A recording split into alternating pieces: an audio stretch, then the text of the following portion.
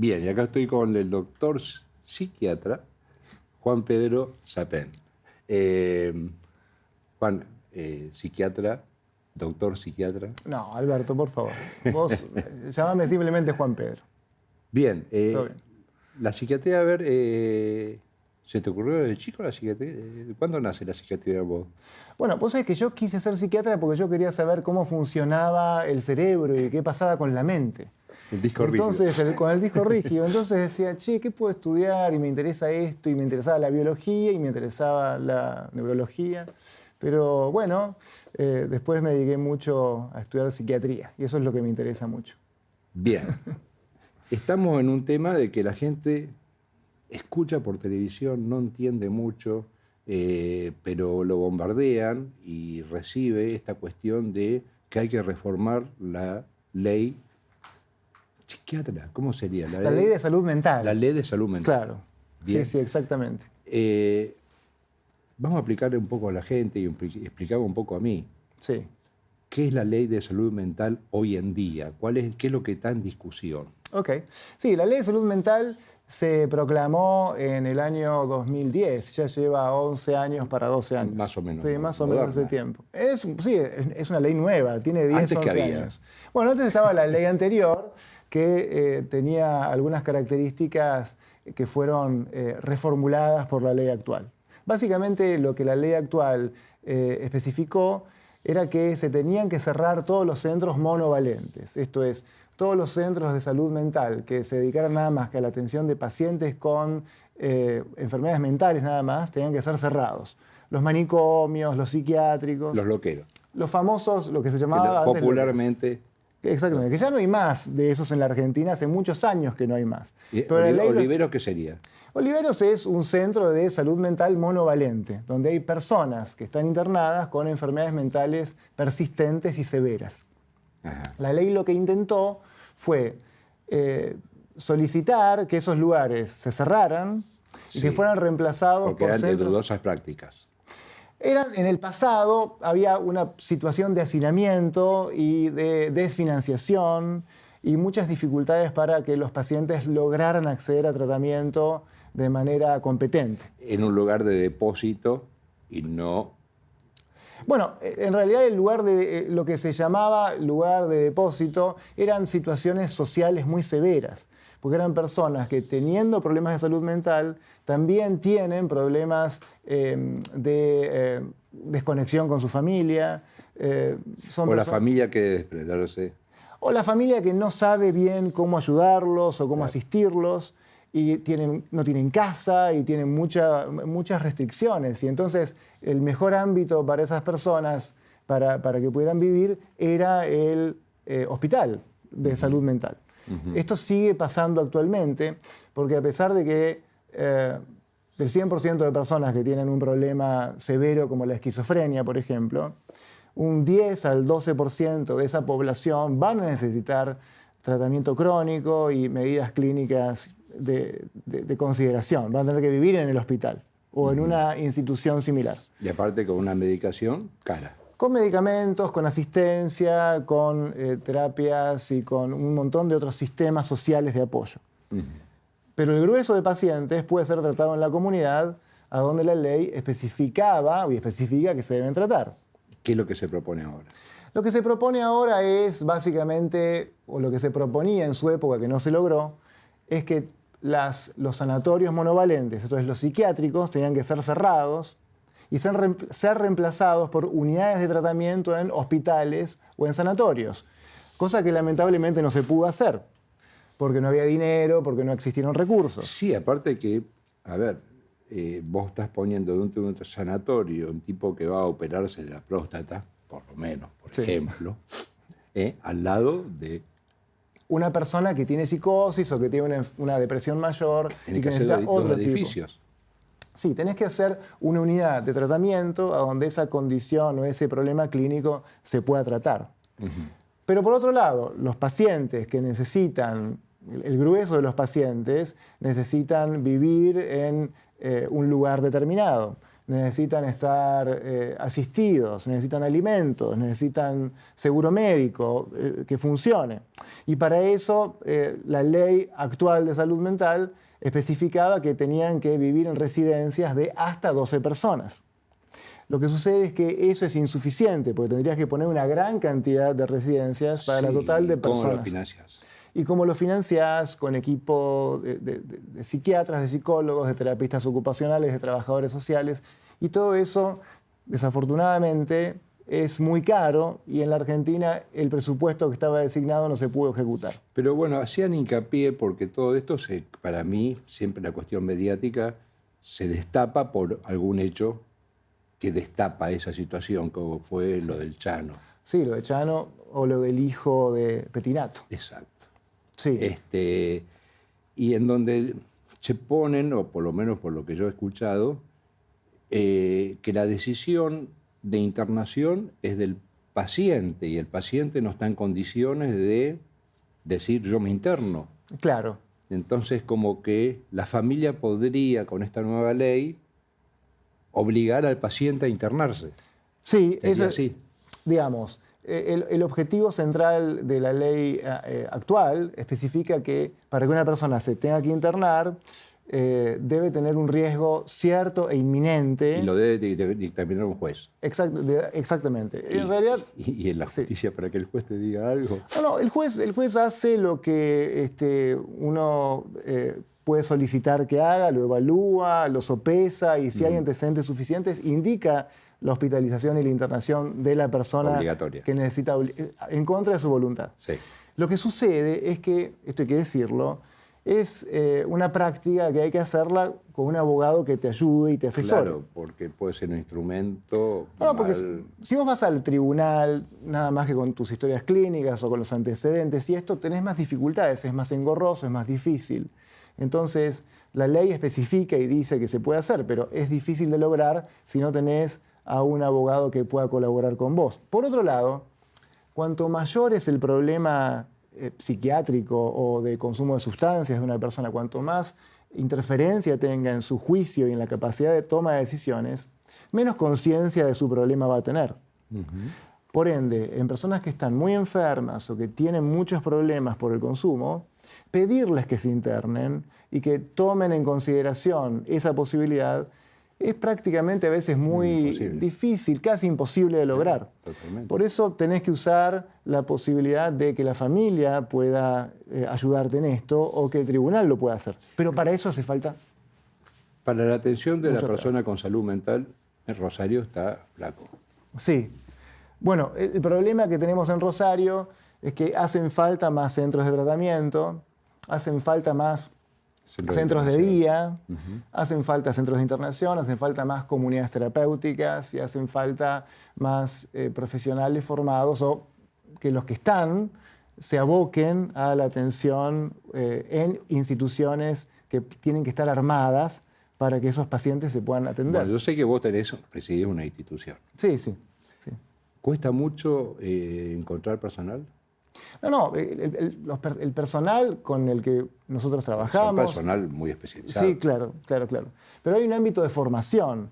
La institución tiene un ámbito de formación para los profesionales que trabajan y los profesionales que trabajan también tienen, en base a la trayectoria que han tenido y los antecedentes que tienen, una experiencia amplia en tratar y ayudar a personas con problemas adictivos por un lado o problemas de salud mental por el otro, pues son dos universos distintos. Las dos épocas de Rosario. Una época en donde la droga no era un común denominador, sí, y donde Rosario se transformó, donde la droga ha hecho estragos en la salud mental, ¿no? Sin dudas. Sí, porque en realidad desde hace algunos años el acceso... ¿Qué le aconsejás a una madre en este momento que tenga un chico que sepa que tiene problemas de dependencia? Bueno, lo primero que pueden hacer es consultar a un terapeuta, a un psiquiatra, a un psicólogo, a un consejero en adicciones que tenga experiencia. No vale solamente la palabra de prohibir. No, porque en realidad es como pasa con los adolescentes. Si les cerrás la puerta, se escapan por la ventana. Más que prohibir, hay que educar. Y es importante que los adolescentes y los jóvenes conozcan el problema que la adicción va a generar en su vida o el consumo problemático va a generar en su vida. Y hay que hablar. Los chicos, si vos hablás con tus hijos, ellos te van a escuchar. Seguramente que nos están viendo algunas personas que tienen problemas de adicción, porque hay muchas personas, más aún. Yo creo que todos somos adictos de una manera u otra a algo. Así es. A lo mejor a un chajá, o a una torta, o a alguna hamburguesa, no sé. O al cigarrillo en mi caso. Claro. Pero bueno, ya entramos en sustancias más peligrosas, como la cocaína, como todo este tipo de cosas que nadie quiere hablar, pero es tabú, pero circula por la calle diariamente. Sí. Y muchos te dicen, muchos confían en su autoestima diciéndole, no, yo puedo salir. Ok. Ok, pero no alcanzo. ¿Qué pasa con eso? Sí, claro, uno puede decir, che, yo tengo voluntad para salir, ya me cayó la ficha, toqué fondo. Sí, porque se dan cuenta. Sin dudas. En un momento de los días se dan cuenta. Lo que pasa es que una cosa es que vos sepas que tenés un problema de salud mental o que tenés un problema adictivo y que quieras firmemente dejar de usar drogas o alcohol y que todas las mañanas te despiertes y te digas, yo quiero dejar de usar drogas o alcohol. Pero otra cosa es que vos, queriendo hacer eso, tengas mucha dificultad en no sentir el deseo imperioso de usar drogas o alcohol. Querés dejar de usarlas, pero no podés dejar de sentir impulsos y deseos de usarlas. ¿Cómo sostenés eso? Entonces tenés que buscar ayuda, porque no lo podés hacer solo. Lo tenés que hacer con tu grupo de pares, con grupos, con terapeutas, con personas que te ayuden en el proceso. Y así ahí se puede lograr. También los medicamentos benefician. Tampoco, a lo mejor hay personas que tienen exceso temor al medicamento. Sí. Bueno, hay medicamentos que sirven mucho para el consumo de alcohol, que bajan la cantidad de alcohol que las personas toman y la frecuencia con que se bebe alcohol. Hay algunos fármacos que sirven para el uso de la nicotina o de la adicción a la nicotina. Lamentablemente, para el uso de marihuana o de cocaína no hay tratamientos específicos que bloqueen el deseo de uso de esos fármacos. ¿Vos me la pones a la marihuana con la cocaína en un igual? Una gran discusión. Es una gran discusión. Lo cierto es que seguramente... Vamos a hacer una legalización tarde o temprano de la marihuana, creo yo. Sí, es probable que vayamos a eso. Igualmente, el problema que tenemos... empezamos la nota hablando de la ley de salud mental. Sí. Si vos legalizás la marihuana y la ponés a consideración de un montón de personas, vas a aumentar mucho el índice de psicopatología en la población. Los jóvenes, los niños se van a intoxicar crónicamente y van a tener muchos problemas. Ya hay una predisposición a depender de algo. Exactamente. Aunque ese algo no sea tan malo, pero es una vía para llegar a algo tan malo. Sí, el problema es que muchos chicos que consumen marihuana tienen síntomas psicóticos o tienen síntomas de disociación. Disociación quiere decir que... ¿Sabes que hay unos cuantos que te están... Sí, no, está bien. Diciendo algunas malas palabras. No, pero bueno, es la realidad. Yo describo la realidad. Entonces, para esas personas vas a necesitar tratamiento. Bueno, la persona generalmente te dice que es inofensiva, que no hace nada. Pero eso no es así. Hay dificultades en la concentración, en la capacidad de entender lo que te pasa, en entender al otro. A pesar de que las consecuencias no son ni mucho menos similares a las que produce el alcohol o a las que produce los estimulantes, del tipo de la cocaína, por ejemplo. Pero el impacto existe y el problema de lo que no está. se hablan de la fiesta electrónica, de la famosa pastillita, de la fiesta electrónica, nadie habla. Sí. Todos hablan de la sustancia blanca, pero nadie habla de la fiesta electrónica. Sí, bueno. Porque es un negocio. Bueno, no, el éxtasis en el mundo se consume en grandes cantidades. La Argentina no es una excepción. ¿Qué es el éxtasis? Alberto? El éxtasis es una molécula, es una sustancia que aumenta mucho, es un estimulante por un lado, y por el otro lado es una droga que genera una sensación de conexión con el otro muy importante. ¿Y qué es lo que perdés con el éxtasis?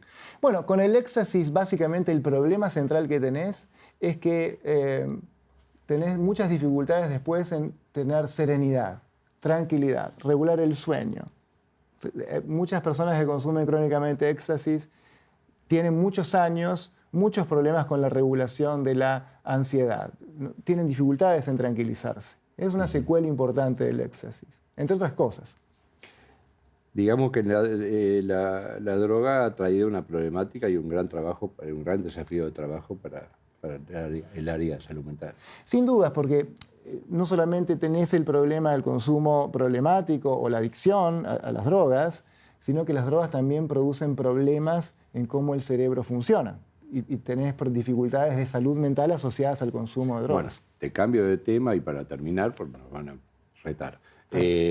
La automedicación Sí. para dormir, así, lorazepam, Todo es hoy en día canilla abierta en la farmacia. No, Sí. no jodamos, es así. Es así. ¿Qué hacer? ¿Qué hacer? Es decir, ¿qué decirle a la gente?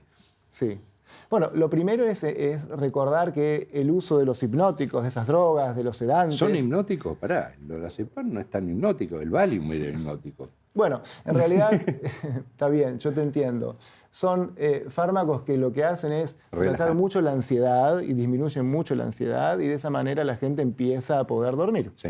Lo que pasa es que hay que sacarlos. Que está bueno poder dormir, ¿no? Sin dudas, pero tenés que ver las causas por las cuales no puedes dormir, el problema por el cual vos no dormís a veces desde las 20 horas o de las 21 horas a las 6 de la mañana es por lo que te pasa durante el día.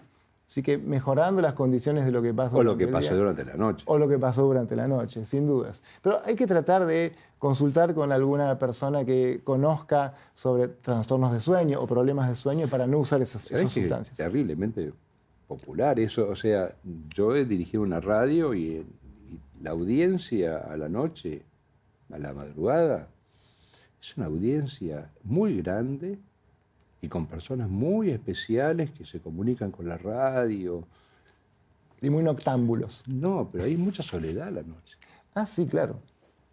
Mucha soledad. Y la gente que escucha radio a la noche es una gente que está escuchando realmente lo que dice el locutor. Sin dudas. Está más enfocado, ¿no? Y el locutor generalmente que te acepta y que lleva un programa a la noche, como era Pelado Reynoso, que ya no está más entre nosotros, como era Méndez, son personas que también tienen alguna particularidad, porque ellos también son de no dormir a la noche. Seguramente son buenos escuchando, se crea un club. Son buenos compartiendo, y también deben tener una sensibilidad... Entonces vos decís que las pastillas para dormir y demás... No, tenés que evitar el temor de no dormir. Tratar de irte a dormir. Y de última, no subir la cantidad. No subir la cantidad, reemplazarlo por otros medicamentos naturales, te pueden ser útiles. ¿Hay? Hay bastantes, sí. Está la melatonina, por ejemplo, que es un medicamento que se usa y que es una sustancia que es muy útil para combatir el insomnio. Pero lo más razonable es consultar a un neurólogo o a un médico que se especialice en problemas de sueño. Bien, y lo popular, ¿café y el mate es real que te despiertan? Por supuesto, son estimulantes leves, ligeros, pequeños, de poca potencia, pero te dan un poco más de activación y no se recomienda tomarlos después de las 5 de la tarde si tenés problemas de sueño. Bien, como toda publicidad terminamos diciendo consulta a su médico. Esto no es una publicidad, obviamente, el doctor vino acá porque lo invité yo, porque queríamos saber algo de esta cuestión de la salud mental y tomar conciencia de que así como el COVID, así como la gripe, así como la viruela del mono, y de las enfermedades mentales no se habla, porque hay un tabú. Bueno, hay que combatir ese tabú reemplazando los prejuicios y los malos entendidos por educación. Sí, porque estar enfermo no es del ser humano. Claro, exactamente. No creerse, porque generalmente la persona que tiene algún problema de salud mental, que es el 60%, por decir, me quedo corto, es como que eso no los guardamos y no lo contamos. Sí, la gente tiene un poco de vergüenza y ese es un error. Somos seres humanos y tenemos estas dificultades y problemas y tenemos que compartirlo entre todos. Bien, Juan Sapén. Sí. Doctor, bueno, gracias por haber venido. Gracias a vos. Y bueno, a lo mejor te llamo durante el año para seguir hablando de este tema que estoy seguro que la gente, si no lo padece ella, también lo padece un familiar. Con mucho gusto, Está entre Alberto. nosotros. Gracias por la invitación. Por favor. Seguimos en Show.